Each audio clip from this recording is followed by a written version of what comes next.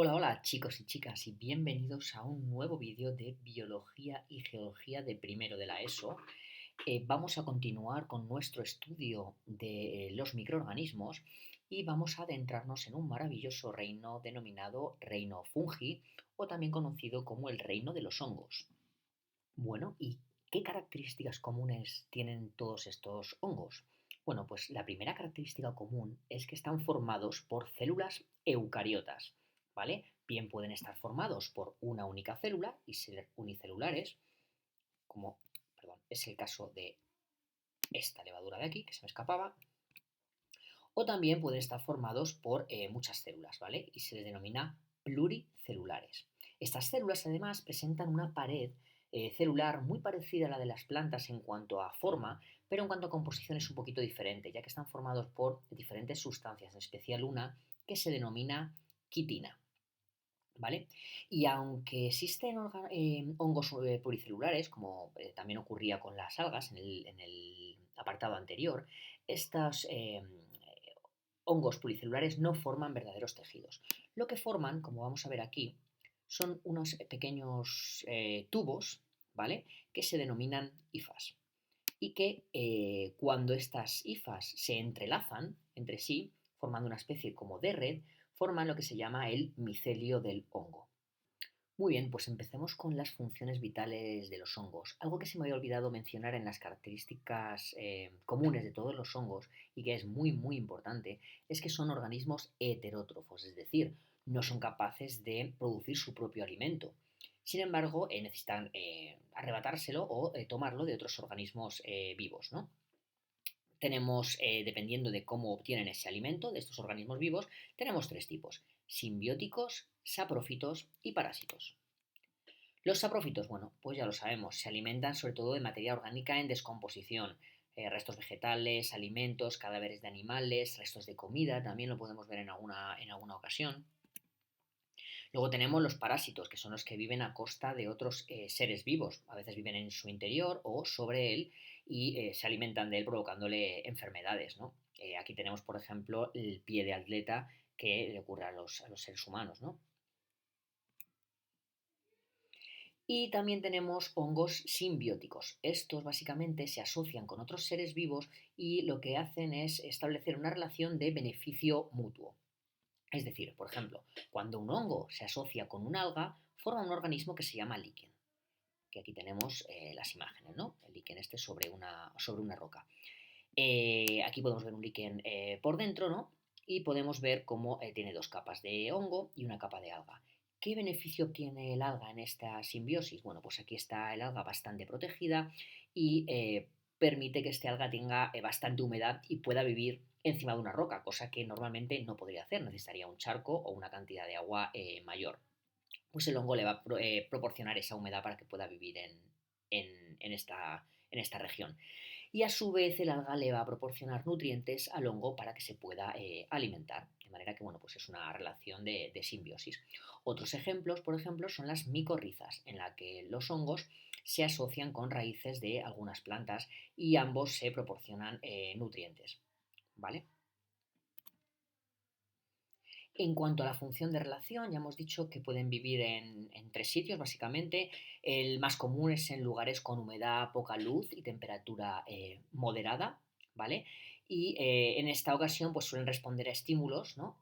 Como por ejemplo la humedad o las sustancias disueltas o incluso el alimento, con un crecimiento hacia esa zona, ¿no? Esa zona de humedad o de fuente de alimento. Otros viven sobre otros seres vivos, como hemos visto los hongos parásitos, y otros viven en simbiosis, por ejemplo formando líquenes o micorrizas. De reproducción, la reproducción en los hongos puede ser tanto asexual como sexual.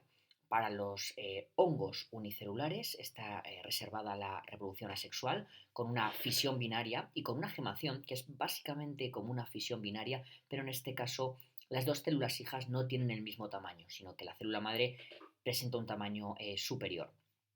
Y también hay una reproducción asexual para los hongos pluricelulares mediante esporas, ¿vale? En cuanto a la reproducción sexual, se producen unos gametos, masculino y femenino, y está restringida solamente a los hongos pluricelulares. Ahora os voy a poner un vídeo en el que se puede ver cómo se reproducen estos hongos. Atención a lo que dicen. Los hongos superiores se reproducen por esporas. Las esporas se producen en los basidios de las laminillas de las setas. Cada basidio suele producir 4 esporas, aunque esto no es siempre así. En el caso del champiñón solo produce 2. Estas esporas pueden ser asexuadas o sexuadas. Una seta produce millones de esporas, pero solo algunas encontrarán las condiciones óptimas para germinar.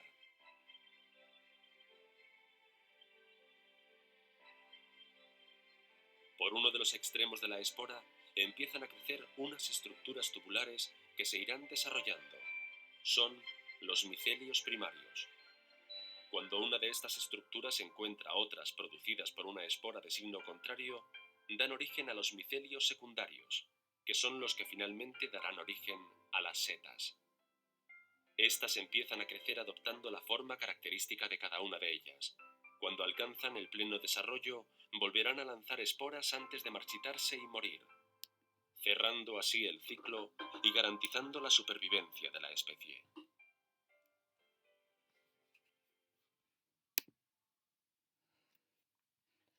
Muy bien, pues pasemos a hablar ahora de los tipos de hongos. Existen 3 tipos de hongos: las levaduras, los mohos y los hongos formadores de setas.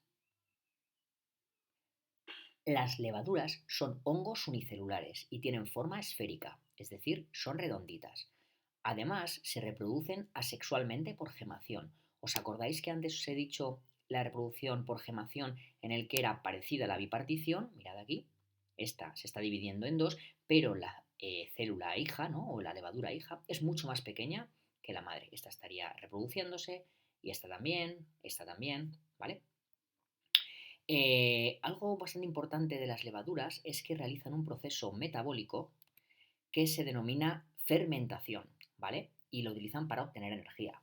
Este proceso de fermentación el ser humano lo utiliza para la industria alimentaria, ya que es necesario para producir cerveza, vino o pan. Pero por desgracia no todas las levaduras son tan buenas y algunas pueden causar enfermedades. En cuanto a los mohos, son los típicos que encontramos en los alimentos que están en descomposición, cuando dejamos el pan Bimbo y se forma esta capa de moho, o yo que sé, el queso, la fruta, ¿vale? Suelen producirse cuando dejamos a los alimentos en zonas con cierta humedad y poca luz, ¿vale? Y estos mohos son, a diferencia de las levaduras, unos hongos pluricelulares. Están formados por varias células y forman filamentos, es decir, hifas que cuando se combinan forman micelios. Por último tenemos a los hongos quizá más conocidos, que son los hongos formadores de setas. Estos hongos también son pluricelulares, ¿vale? Y tienen la característica de que, bueno, también forman sus hifas y su micelio, pero en un momento del año, en un momento específico que, por ejemplo, en España suele coincidir con el otoño, forman una estructura reproductora con forma de paraguas y que contiene sus esporas y que se denomina seta. Eso es la verdadera seta, ¿vale? Algunas de estas setas pueden ser comestibles, como es el caso del champiñón o del boletus. Sin embargo, de hecho pueden llegar a costar mucho dinero. Sin embargo, otras pueden llegar a ser tóxicas, incluso mortales si se ingieren. ¿Qué importancia tienen los hongos? Bueno, pues ya las hemos ido diciendo durante toda la presentación. En primer lugar, son unos organismos que están descomponiendo materia orgánica y la transforman en materia inorgánica para que pueda ser utilizada por las plantas. Es decir, son organismos descomponedores, muy importante en la cadena alimenticia. Luego también tenemos que son muy importantes en gastronomía. Muchísimos platos contienen hongos y de hecho algunos, como hemos dicho, pueden costar bastante dinero, como por ejemplo las trufas. También se utilizan en la industria alimentaria, ya hemos visto las levaduras para producir cervezas, vinos, yogures, pan, ¿vale? Y otros también se utilizan para la industria farmacéutica, como por ejemplo para obtener antibióticos. Un ejemplo es la penicilina. Desafortunadamente, no siempre la influencia de los hongos es positiva, en algunas ocasiones es negativa, como por ejemplo cuando causan enfermedades. Estas enfermedades se denominan micosis y se tratan con un medicamento denominado o con medicamentos denominados antifúngicos, ¿vale? Algunos ejemplos de enfermedades producidos por hongos son, por ejemplo, el pie de atleta, la tiña, la candidiasis o, por ejemplo, para salirnos fuera del ser humano, el oidio del tomate, ¿vale? Y con esto pues hemos terminado el reino fungi. No solo hemos terminado el reino fungi, sino también la unidad de microorganismos. Espero que hayáis aprendido mucho y que os haya gustado.